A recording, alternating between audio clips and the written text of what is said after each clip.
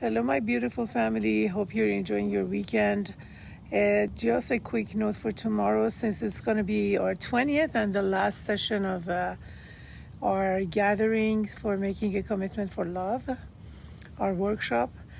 I sent you the email.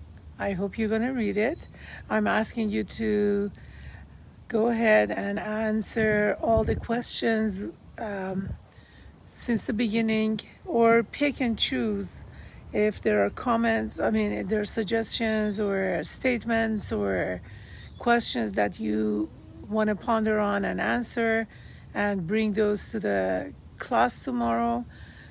So it's a roundup, and I want to know what difference it has made in your life, basically, the past 5 months being together as a family. And I can't wait to see you all. Oh, I love you, Nushin.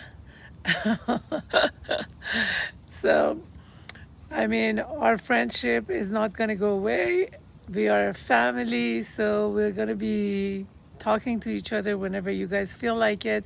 It's just that we're not going to have a gathering every Tuesday. So, I love you all, and I'll see you. And Seper, my husband, Ben, aka, sends his love too. All right, love you. Bye.